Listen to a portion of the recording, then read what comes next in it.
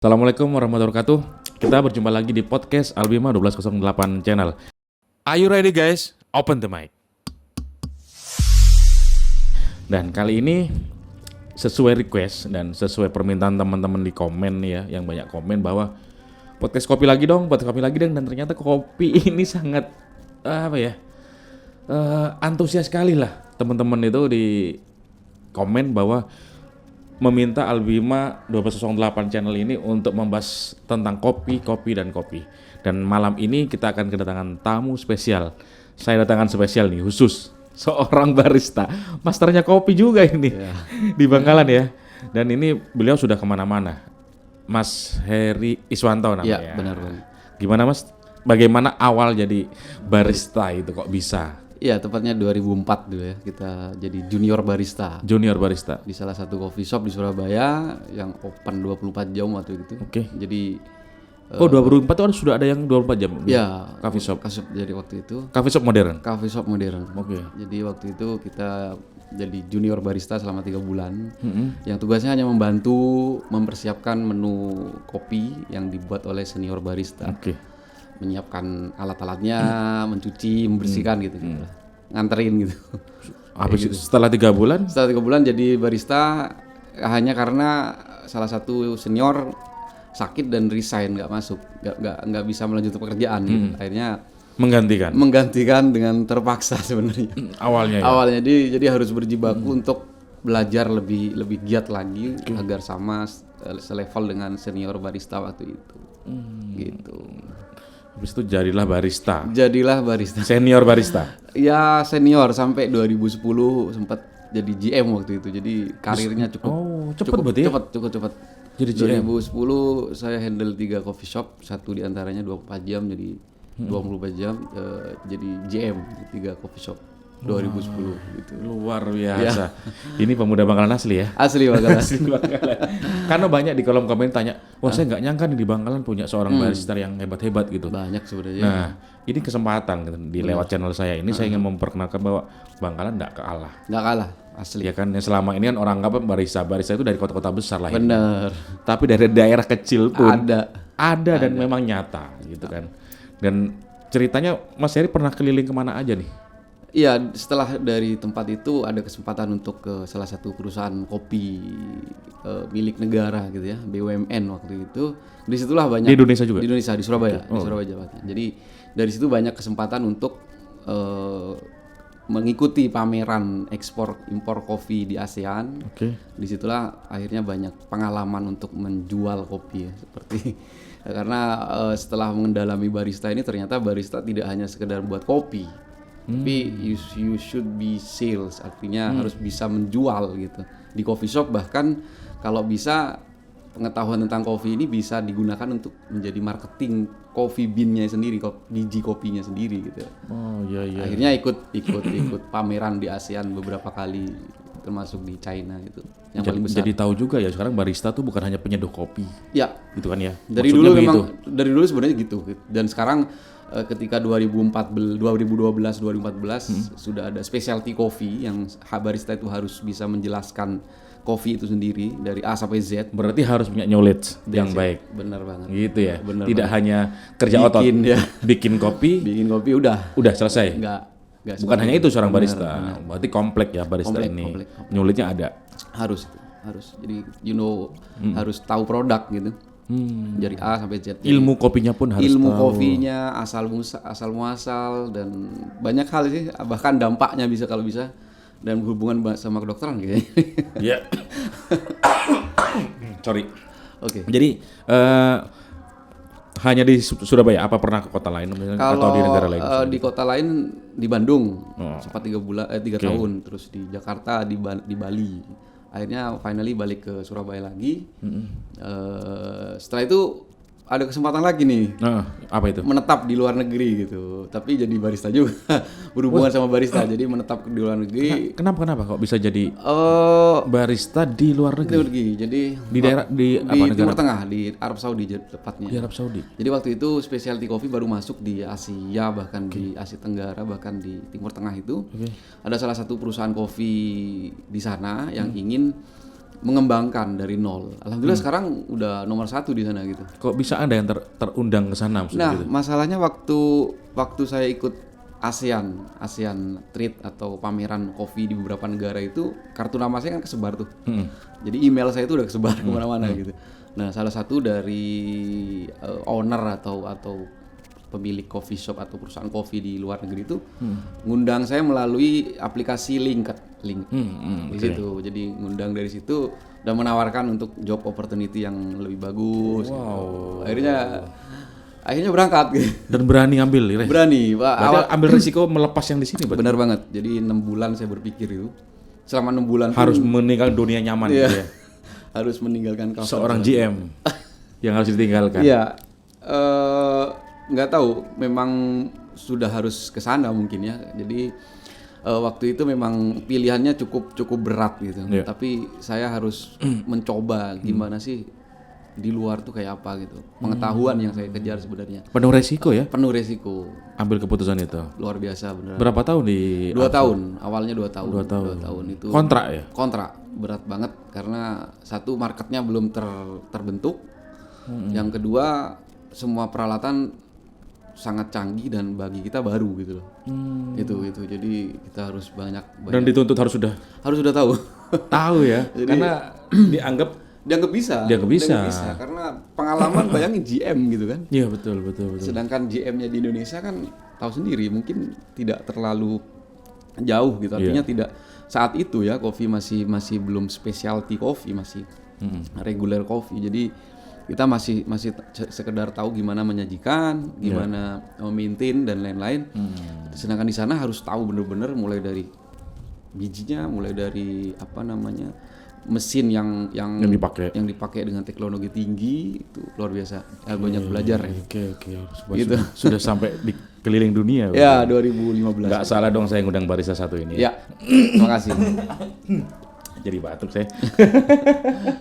Luar biasa. Oke, jadi malam ini kan Mas Heri kan mau memperkenalkan kalau selama ini kita bicara kan di podcast saya ini tentang modern cafe gitu. Modern coffee. Jadi modern cafe. Jadi kali ini Mas Heri malah justru ingin memperkenalkan metode tradisional. Tradisional coffee. Gimana nih Mas? Ya. Apa yang ingin saya memperkenalkan dari metode ini? Iya, sebenarnya mungkin teman-teman sudah banyak tahu ya yang di coffee shop yang sudah ada di Bangkalan itu banyak menyajikan menu kopi dengan metode yang modern gitu ya. Modern bahkan yang canggih sekalipun sudah ada di sini. Tapi pasti ada di antara sebagian besar dari teman-teman yang ada di Bangkalan pasti juga suka tidak pernah meninggalkan metode yang tradisional ini atau kopi tubruk ini. Kopi tubruk. Oke. Tapi pembuatannya mungkin bisa jadi lebih baik daripada yang sebelumnya yang sudah pernah seperti di warung-warung. Ya, di warung-warung yang sudah pernah kita tahu gitu. Sebenarnya nggak jauh beda sih. Cuman dari situ upaya kita dari pelaku kopi untuk mengenalkan kopi yang lebih baik, bukan kopi yang benar ya. Sebenarnya kopi yang kemarin juga benar juga, cuman kita bilang kopi yang lebih baik itu melalui tubruk lah ini yang sebenarnya yang paling efektif bisa mengena ke semua lapisan. Seperti itu. Kalau selama ini mungkin hanya lapisan menengah sampai ke atas yang bisa merasakan kopi di coffee shop dengan metode-metode modern. Sebenarnya ada nih yang tradisional yang bisa menyentuh semua lapisan. Semua elemen masyarakat. Tetapi proses pembuatannya itu lebih baik. Berarti secara teknikal lebih baik. Teknikal lebih baik dan bahkan bisa dibilang sesuai dengan standarisasi internasional kayak gitu. Wow. Tradisional tapi standarisasi internasional. Artinya proses pembuatannya, terus suhunya kayak gitu, green size-nya atau besaran bubuknya gitu kan. Kopi yang dipilih, apa aja yang harus disiapkan dan lain-lain. Saya pikir hal itu bisa dilakukan di Bangkalan, pada umumnya di Madura. Karena teman-teman di seluruh Bangkalan ya, pastinya di semua lapisan itu pasti suka kopi tubruk ini, pasti suka. Pasti suka. Walaupun memang mereka biar lebih praktis biasanya aku bikin es yang es kopi yang modern atau bikin es kopi yang di kafe-kafe gitu ya. Iya, kayak gitu. Ternyata yang tubruk ini mereka pasti tahu dan pasti suka. Namun yang saya ingin kenalkan adalah gimana bikin kopi tubruk yang lebih baik caranya, lebih baik hasilnya, bahkan orang akan tersuges atau akan lebih menarik minum kopi tubruk di rumah gitu ya. Nggak harus di kafe. Mungkin seminggu 2-3 kali gitu ya, atau sekali. Tapi di rumah mereka bisa tetap mengkonsumsi kopi dengan cara yang lebih baik, dengan kopi yang lebih baik. Dan nikmat pasti rasanya. Dan nikmat ya. pastinya rasanya gitu. Ketagihan pastinya. Bisa ngundang teman-teman ke rumah gitu ya. Baik, gitu dia. Karena kan sekarang pandemi ya masih belum selesai. Belum jadi, bisa kemana-mana. Sebebas dulu ya. Benar. Jadi mungkin itu menjadi alasan kenapa minum kopi di rumah juga fine bisa aja. Apa artinya rasanya bisa enak kok. Gitu. Nggak harus ke kafe. Ya kafe boleh lah. Kita bisa belajar teknik yang benar. Benar. Cara pembuatan kopi. Benar. Tubruk ini ya. Tubruk gitu yang sebenarnya semua tahu sih, mungkin semua tahu, tapi mereka karena ini terlalu sederhana buat mereka, jadi tidak terlalu ngulik bagi teman-teman yang baru tahu kopi. Jadi ya sudah kopi tubruk gitu. Tapi ketika mereka sebenarnya tahu kenapa harus gini, kenapa harus gitu, alasannya, metodenya dan lain-lain, pasti menarik lagi nanti. Pasti lebih tertarik lagi. Tertarik lagi. Iya. Karena penasaran gue. Sesuai dengan sesuai dengan pengamatan dari kacamata saya selama jualan kopi di Bangkalan ini ya, itu melalui kopi tubruk kita bisa mengenalkan sebenarnya rasa kopi yang sebenarnya melalui kopi tubruk. Mungkin melalui metode lain memang ya untuk di kota-kota lain, tapi entah kenapa saya merasa kalau di Madura, di Bangkalan khususnya, itu melalui kopi tubruk mereka lebih aware, lebih bisa mendengarkan dan bisa merasakan yang sebenarnya mereka cari. Dan yang sebenarnya rasanya kopi gitu, artinya rasa kopi yang sebenarnya, tetapi ya itu yang mereka cari gitu. Oke. Berarti kalau bicara tadi masalah tentang metode tradisional untuk kopi tubruk ini ya, perbedaan yang signifikan terhadap kopi-kopi modern, apakah itu seperti yang kita lihat ampas dengan atau tidak atau bagaimana? Ya satu itu kalau bentuknya memang ampas dan tidak berampas gitu ya. Yang kedua mungkin intensitas rasa namanya ya. Intensitas rasa yang lebih legit, yang lebih tubruk tebel, ya? Lebih tebel ya, lebih tebel di kopi tubruk. Mengingat kopi tubruk ini gilingannya harus halus sehingga akhirnya rasanya tebel itu kan. Kenapa saya bilang cocok di Bangkalan terutama atau di Madura? Karena orang Bangkalan dan Madura suka kopi yang tebel gitu. Itu menurut pengamatan market yang dirasa itu lebih tebel. Memang beda kan dengan kopi modern kan dia tidak berampas. Iya. Kalau dibandingkan tubruk dia memang kayaknya lebih tebel banget. Apalagi pakai cangkir gitu kan. Tebel dan cangkirnya tradisional misalnya, terus rasanya bener gitu, tebel yang bener. Ada tebel yang mungkin ala kadarnya, kopinya ala kadarnya gitu ya. Tapi kalau kopi yang bener-bener kopi yang original terus tebel, pembuatannya bener, itu nggak akan bikin kita lupa biasanya. Dan akan pingin terus ya. Nah ini yang akan nanti dipraktekkan ya sama Mas Heri ya. Sedikit apa ya, advices tentang gimana bikin kopi di rumah gitu ya. Dengan cara yang sangat sederhana tetapi tepat dan bisa merasakan yang lebih tebal yang kita inginkan selama ini. Jadi penasaran nih. Tapi nggak bisa ya kalau kopi tubruk nggak ada ampasnya, nggak bisa ya? Bisa aja sih sebenarnya, tapi disaring. Disaring. Tentunya beda lagi. Rasanya sama, cuman beda proses waktu penyajiannya. Tentunya kalau disaring kan kita harus nunggu dulu nih beberapa menit baru kita saring. Tapi ketebalan rasanya bisa sama? Pasti beda. Karena ampas sudah pergi gitu. Tapi kalau tidak disaring kan ampas masih di situ dan masih bisa mengeluarkan ekstraksinya masih keluar. Keluar. Oh, pasti beda ya. Pasti beda. Dengan disaring dan tidak disaring. Tidak disaring. Oke. Jadi gak sabar. Oke. Terus yang kedua selain metode juga saya ingin juga informasi dan atau bisa dikenalkan juga nantinya bahwa ternyata di Madura itu punya kopi. Punya biji kopi, punya kebun kopi, punya pohon kopi. Ya, yang mungkin kalau namanya tidak banyak dikenal oleh teman-teman di seluruh Indonesia. Saya nggak pernah dengar ini. Di Madura ada kopi. Ada kebun kopi. Kebun kopi. Memang ada ya? Ada. Dan memang nggak banyak atau nggak luas, tapi bisa hidup. Kan ada syaratnya, ketinggian berapa? Maka dari itu yang bikin saya heran. Makanya karena bisa hidup itu yang bikin saya penasaran. Akhirnya saya cari nih sejak 2017 kemarin. Saya cari sampai terakhir akhir tahun ini kita dapat teman yang bisa menghubungkan ke petani gitu. Berarti nanti biji kopi yang akan kita pakai tuh bro itu ini? Iya banget. Kopi namanya apa? Kopi Perancak dari Sumeneb. Bawa ya? Bawa. Tapi sedikit. Ya nggak apa-apa. Ini biar nanti teman-teman yang lihat biar tahu nih, semua ya.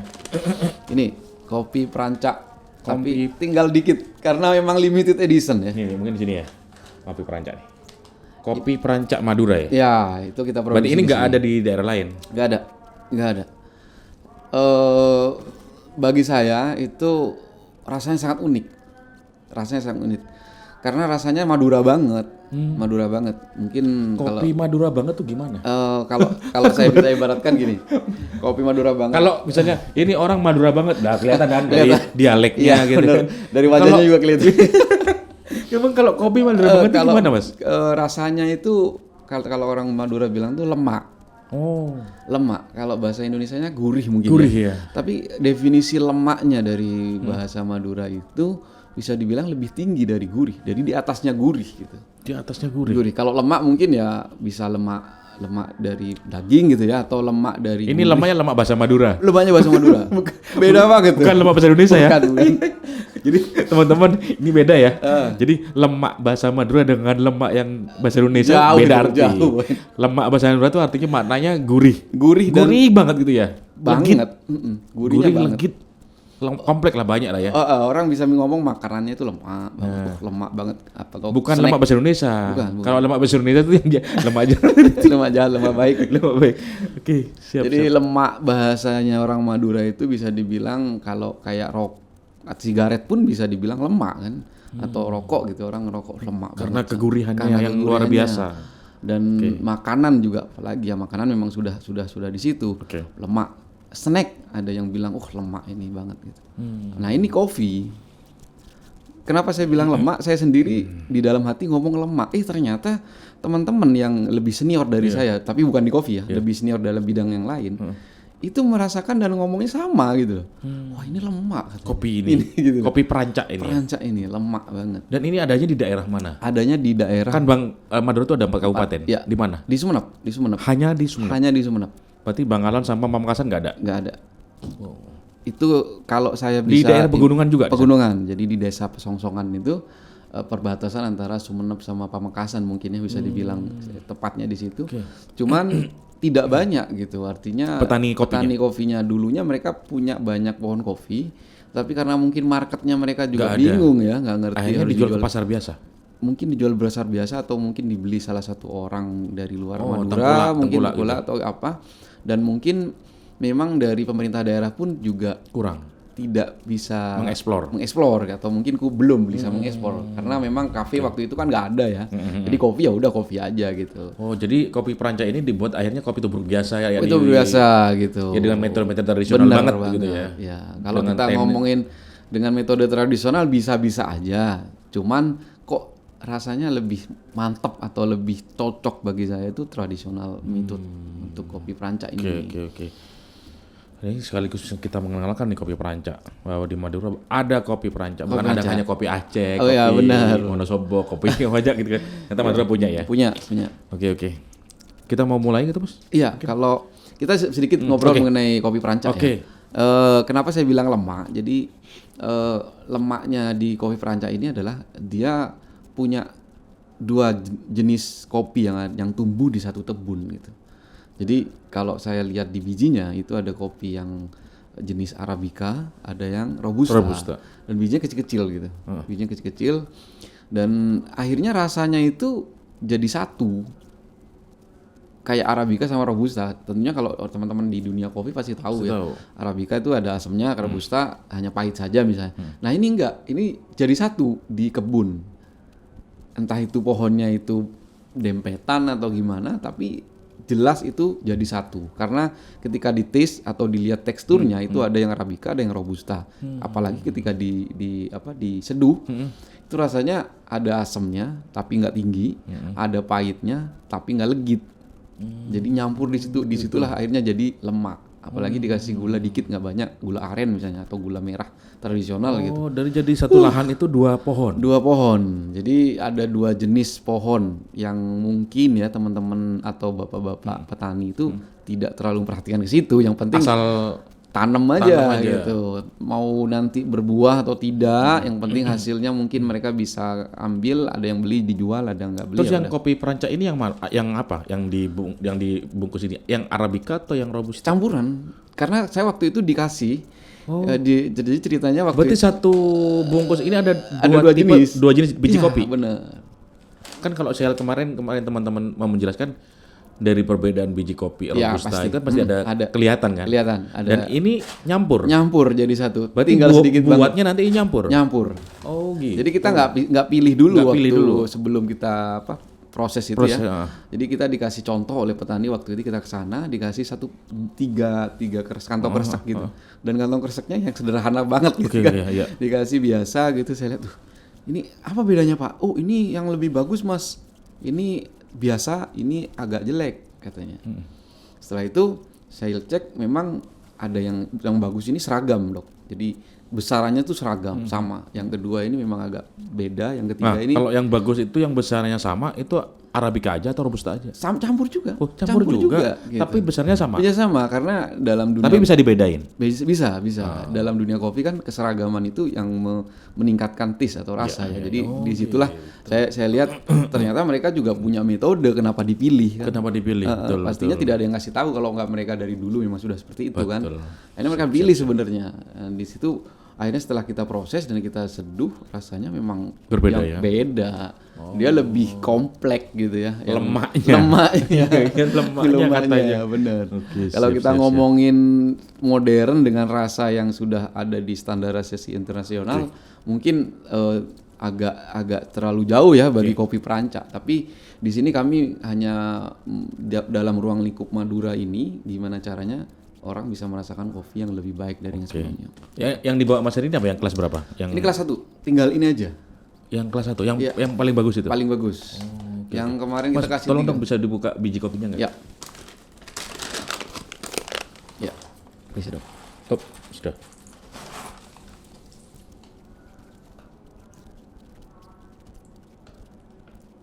Ya, kalau biji kopinya tidak seperti specialty coffee yang mahal-mahal ya, kalau kita bilang kayak yang sudah ada gitu ya. Semua ya.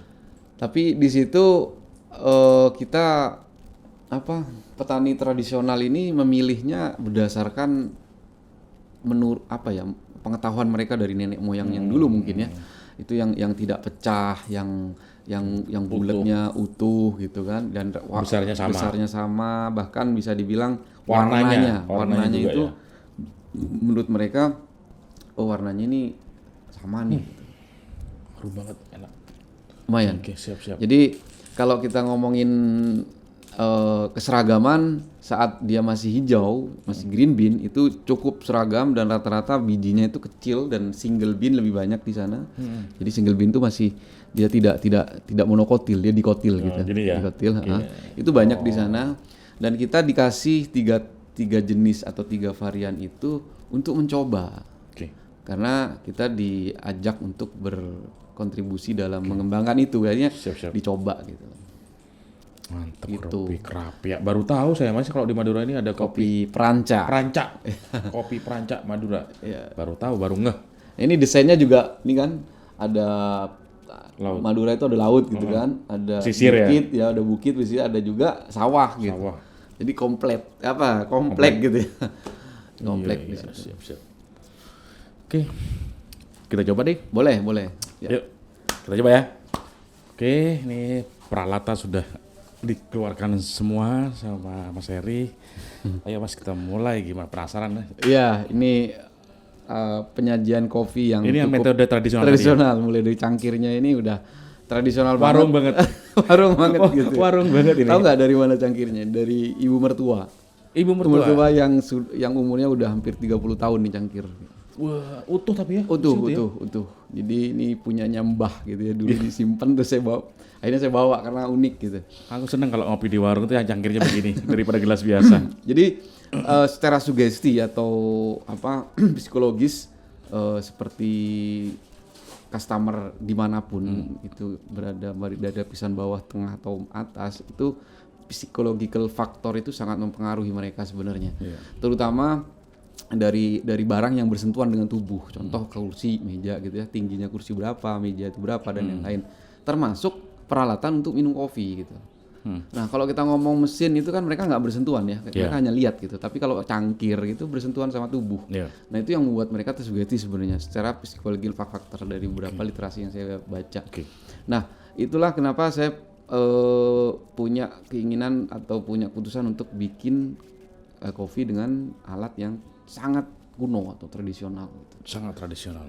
Nyambung sama metodenya, nyambung juga nanti sama biji kopi itu sendiri yang dari Madura gitu ya. Oke, kita sudah siapkan ini cangkir yang biasanya kalian temukan di warung-warung ya. Tapi di beberapa coffee shop di Bangkalan ada yang menjadikan kayak gini. Mempertahankan lah intinya kayak gitu, dan kopinya perancak air panas sudah ada.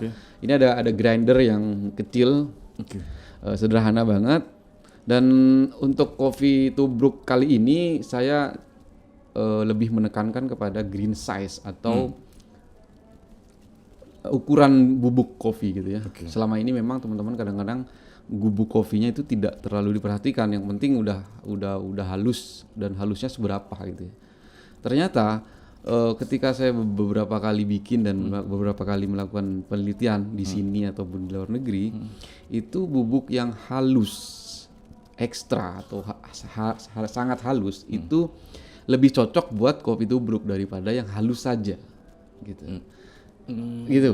Jadi yang halus saja itu biasanya dia ngambang, tidak langsung turun ke bawah. Tetapi kalau yang ekstra atau sangat halus itu cepat turun. Yang pertama, ekstraksinya juga cepat merata. Itu yang saya cek. Kenapa saya ngecek itu? Karena ukuran itu biasa digunakan orang Turki untuk Turkish coffee. Pernah dengar ya? Turkish coffee. Ya, pernah dengar ya. Nah, kebetulan saya punya teman, beliau salah satu juara Turkish coffee dunia, Sarah Al-Ali namanya. Itu orang Saudi, kebetulan dia juara 3 waktu itu. Juara 3 apa ini? World champion Turkish coffee, metode Turkish itu. Jadi pakai pasir dia bikinnya. Jadi panasnya tuh lagi pakai pasir gitu kan. Kapan dia datang ke sini ya? bisa diundang sebenarnya. Karena orangnya asik gitu. Cewek tapi asik. Wah, ini lebih menarik lagi ini kayaknya.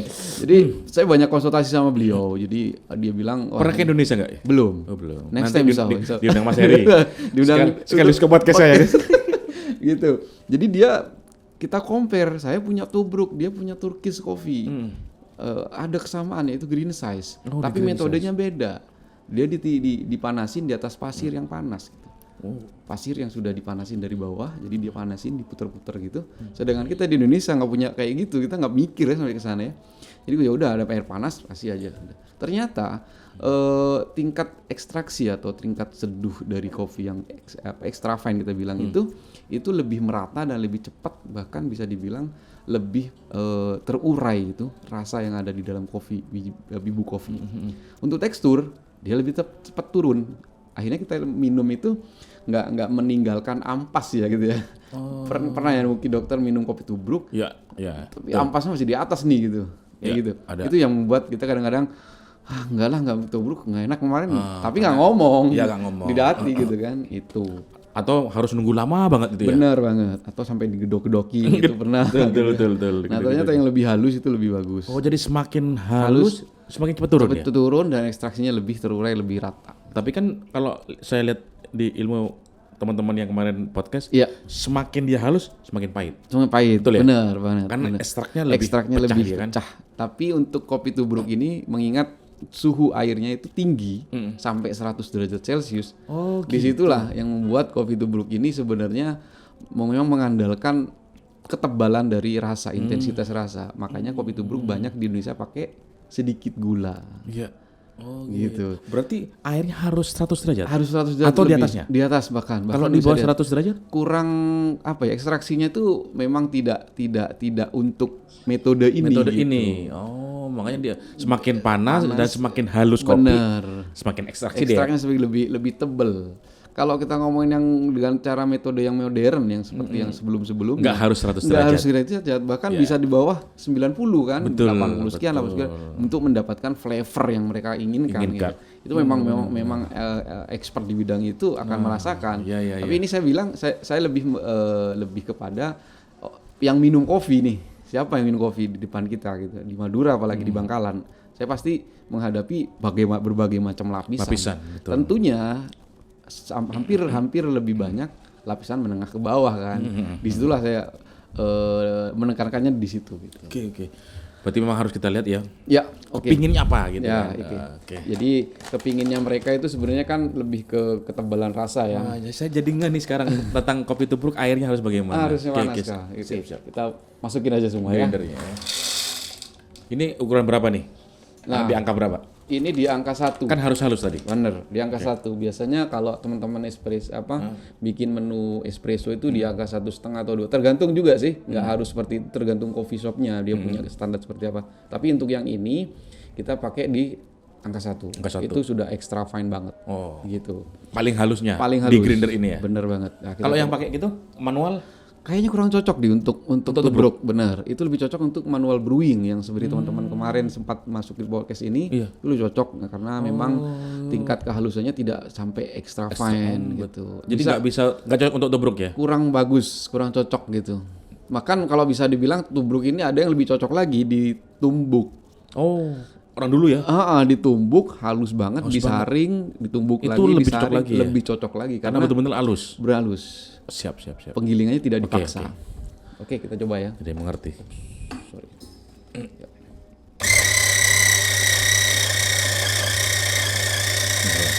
Metode tradisional nih keren nih, lain dari yang lain nih. Kita biasanya pakai skill ya, berapa gram gitu. Tentunya untuk metode tradisional itu juga hampir sama. Kita juga hari ini kita nggak bawa skill, tapi akan kita kira-kira kurang lebih maksimal untuk cangkir ini 15 gram untuk kopi. Itu cukup. Kalau 15 kopi itu berapa sendok kecil ini kira-kira? Kurang lebih 3 sendok. 3 ya? 3 sendok penuh. Penuh ke atas ya. Oke. Coba dokter sekarang cium ya aromanya. Cium.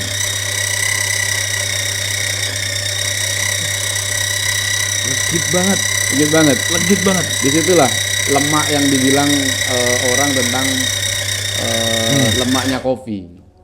Lu cobain. Nih, teman-teman lu cobain. Legit lu cobain.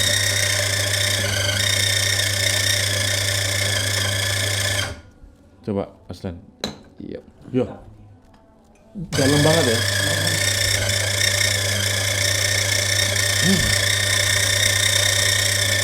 Sudah kepingin matangnya. Jadi untuk teman-teman yang biasanya ingin ngopi di rumah, ya kan, ketika kalian datang ke toko pembelian kopi atau toko biji kopi, mintalah kalau untuk tubruk ini minta super halus gitu aja, atau extra fine atau halus banget gitu ya, halus banget. Karena teman-teman di rata-rata teman-teman yang jualan kopi biasanya ngomongin halus itu tolak ukurnya di espresso. Tapi untuk tubruk masih ngambang seperti yang dokter pernah minum itu ya. Itu masih ngambang dan masih lama dia turunnya. Tapi kalau ekstra halus banget itu bisa cocok untuk tubruk di situ. Extra fine bahasanya. Extra fine bahasa kerennya. Bener. Bahasa kerennya. Sorry ya, ini hanya sekedar ini aja, kopinya sedikit banget, nggak ada lagi. Sampelnya spesial ini. Ini luar biasa, kebetulan banget dok. Dokter telepon, itu baru saya ngecek kopinya tinggal berapa sih yang dari perancak. Ternyata tinggal sedikit. Baru saya dapat sehari dokter telepon. Aduh, untung toba nggak ada ini, nggak ada yang bisa dibicarakan. Alhamdulillah. Jodoh berarti. Oke, langsung kita brewing ya, langsung kita seduh pakai air panas. Ini kita jadi setelah di grinder halus banget, oke, langsung di air panas. Ini tadi sudah, ini langsung aja. Langsung aja ini. Oke. Tadi udah diukur kok di situ, 102 derajat Celcius. Nah, untuk proses nyiram. seduhnya biasanya sekaligus ya, tidak perlu sedikit-sedikit gitu. Tapi untuk di daerah-daerah atau di pegunungan nih, di pegunungan di kebun kopi biasanya ada nih bapak-bapak gitu yang dia Separuh punya dulu. metode sendiri dok. Mungkin dokter kalau misalnya pernah touring kemana gitu ya, ada seorang bapak-bapak bikin menu kopi tubruk, dia siram separuh, dia aduk lagi. Jangan kaget, dia punya cara itu tidak ditemukan begitu saja ternyata.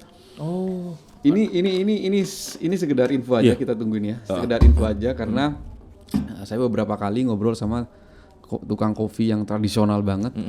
Kenapa sih kok pakai diaduk separuh? Padahal kalau kita ngomongin di metode yang standarisasi yang sudah ada itu langsung gitu kan.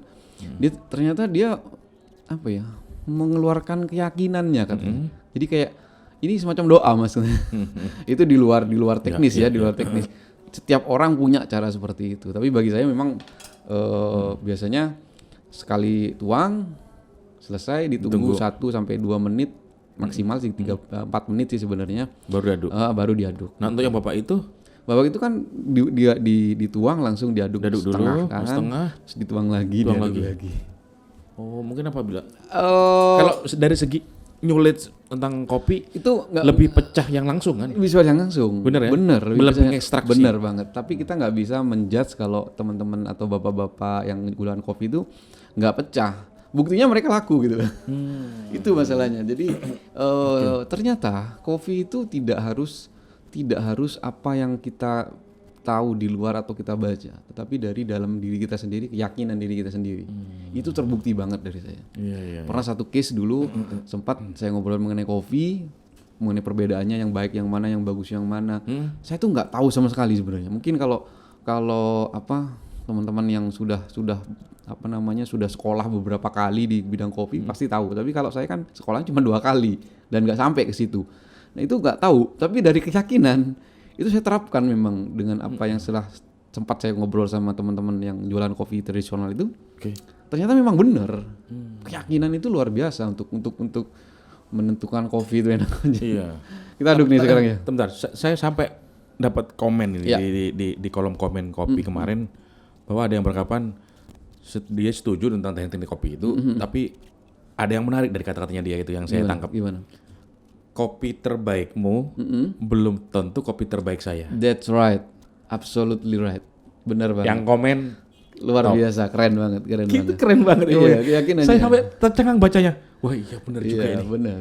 Betul kan? Jadi kembali lagi ke tradisional ini, ketika kita tahu customer kita kenal nih Pak Yaya, datang nih Dokter Yaya. Kita tahu dong, paling tidak sedikit tentang gambarin Pak Yaya. Pak Yaya itu suka kopi yang kayak gini nih. Gitu. Paling tidak itu yang akan kita bikinkan untuk Pak Yaya supaya Pak Yaya pulang tuh enak, senang gitu. Betul. Siap. Kita langsung aduk ya. Sedikit aduk. Wah ini panas banget ternyata ini ya.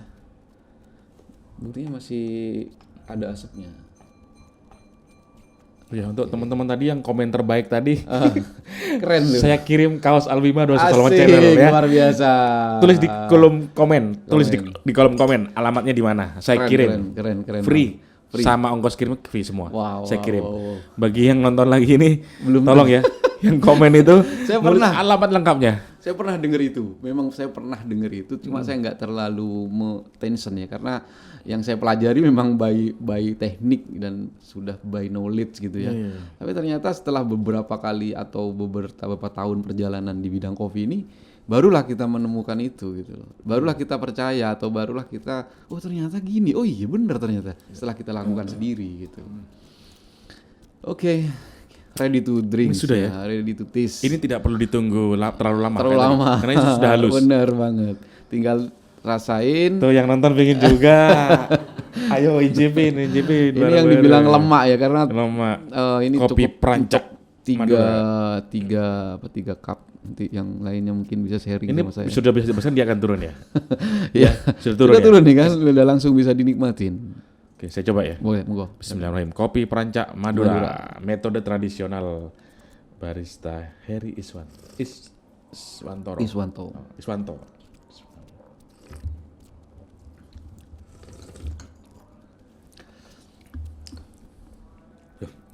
Kok nggak terlalu pahit ya Mas? Ya, Kopi itu gini dok. Nggak, karena tadi kan saya bilang semakin dia dipecah, Semakin pahit. Semakin pahit. Ya. Ini kok nggak terlalu pahit. Gini. Apa dari biji kopinya? Biji kopinya, tentunya dari biji kopinya ya. Pahitnya kopi. Oke, wait it. Biar timnya Oke. Injepin juga nih, kalian biar nggak terlambat panasnya. Pahitnya kopi itu sebenarnya bukan pahit yang didefinisikan oleh kebanyakan orang sebenarnya. Kebanyakan orang kalau saya pahit itu ya obat, jamu itu pahit ya. Tapi kalau kopi itu coklat. Kopi itu coklat. Coklat. Pahitnya kopi itu coklat. Tetapi Indonesia people, orang Indonesia itu jarang banget makan coklat murni. Yang mereka makan coklat manis kan. Ya seperti brand-brand yang sudah ada. Yang dimaksud mungkin dark coklat ya. Dark coklat ya, benar. Kita ngomongin dark coklat. Ada yang ngomong sweet coklat ya, udah ada Sweet gulanya coklat, pasti kan. Tapi kalau yang ini, kopi itu pahitnya itu coklat sebenarnya. Ketika kita minum kopi yang memang sorry itu sih mungkin kopinya bagus kualitasnya, walaupun ditubruk, nggak pakai gula, tubruk halus banget, panas, itu nggak seperti yang kita bayangkan pahit itu kayak apa. Saya pernah minum tubruk di warung, pahit Pahit banget. banget. ya kita kembali ke mungkin biji kopinya, mungkin prosesnya mereka waktu panggang itu terlalu matang mungkin ya bisa dibilang kayak Lah kalau gitu. sampean lihat metode sampean kayak gini kan cuma biasa aja Biasa sepertinya kan. aja. Kayaknya nggak perlu sekolah kok perkopian, Don. Ya kalau untuk Sepertinya sepertinya gitu ya. Tapi kan ini betul-betul nggak pahit loh. Nggak pahit. Tubruk tapi nggak pahit. Ini coklat. Pahit nggak? Siapa yang nyoba? Pahit? Enggak kan? Nggak pahit. Rian nggak memang. nyoba? Ini nyobain. Kalau orang Madura ini yang dibilang lemak dalam konteks definisi minuman kopi.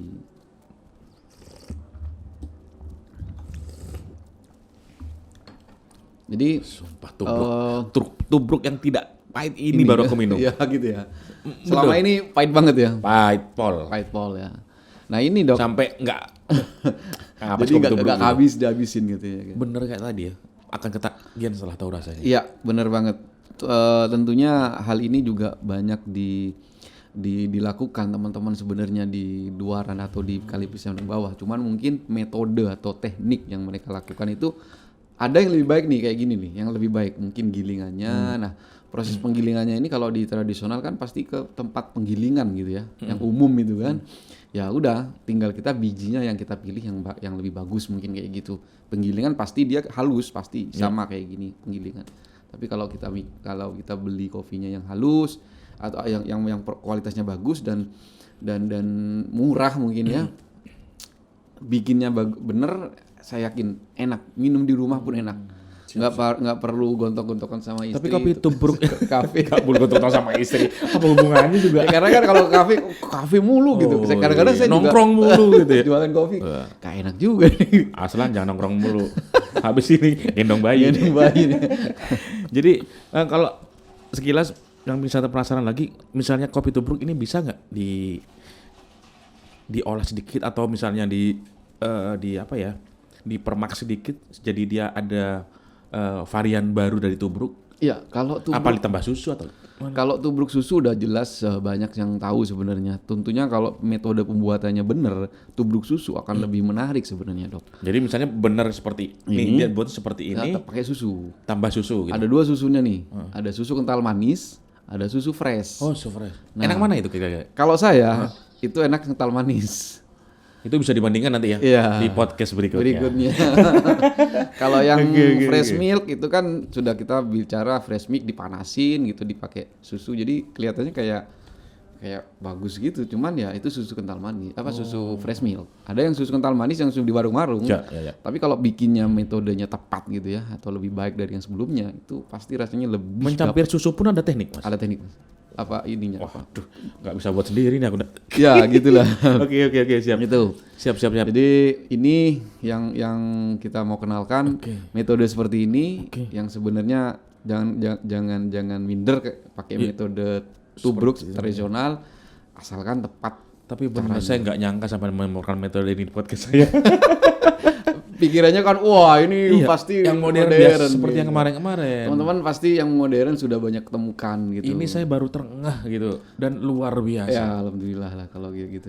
Ini di luar ekspektasi saya. Kan nanti viewers bakalan oh saya juga bisa dong, saya juga ngikut gitu loh. Jadi kalau kita bikin yang modern terus kan mereka juga susah juga bikin kopi kayak gini gitu. Tapi kalau kayak gini semua orang bisa lakukan di rumah. Dan hasilnya bisa dibuktikan. Benar banget. Bisa di rumah. Siap, terima kasih Mas Oke, Heri. sama-sama. Semoga Dokter. pengalaman ini bisa dicontoh semua sama teman-teman di Siap. luar sana, Siap. di rumah bisa, dimanapun bisa. Benar. Dan buat saya pribadi ini sangat luar biasa. Thank you, Bang. Dengan metode tradisional ini. Appreciate, thank you. Terima kasih banyak atas Sama-sama. kedatangannya. Sama-sama. Kita podcast kembali tentang art apa tadi kemarin? Latte art. Latte art. Ya, Aduh, ditunggu ya. gila. Ini sudah janji Mas Heri. Aduh, Pasti. Oke. Mas Aslan, untuk Mas Heri ada kenangan. Waduh. Karena ini Thank you spesial banget, loh. thank you banget. Spesial nih. Ada kenangan dari channel saya, Mas. Wah, channel Albima 1208. 08 channel. 1208-nya itu keren banget tuh. Angka itu luar biasa loh sebenarnya. Gitu ya. Iya, nyebutinnya itu elegan banget menurut saya. 1208. Itu ada sejarahnya, Mas. Ada sejarahnya. Nanti saya ungkap di podcast ulang tahun podcast. Saya juga bertanya-tanya sebenarnya ini apa sih 1208, tapi at least 1208 itu luar biasa. Ngomonginnya itu keren. Ukuran apa ya, Mas? T-shirt. Ukuran L. L, Mas. Ya, Banyak kalau L Albima. banyak. Kita udah siapkan kok. Luar biasa. Di Bangkalan seorang dokter bikin podcast kopi yang dibicarakan bukan kesehatan. Bukan kesehatan. Aduh, keren. Moga Mas ditunjukin, dibuka dulu tentunya ke kamera. Ini kenang-kenangan buat Kenangan Mas ya Heri. dari Albima 1208 guys. Subscribe jangan lupa. Oke, Share, subscribe ya. like ya. That's it. Albima 1208 channel. 1208 channel, di belakangnya ada that's it. Like, subscribe, and comment. Ya. See Oke. you. See you. Sekali lagi, terima kasih Mas Heri atas kedatangannya. Kita Sama-sama. bertemu di podcast berikutnya. Oke. Latte Art Cafe. Oke, thank you. Salam sehat dari Albima 1208 channel.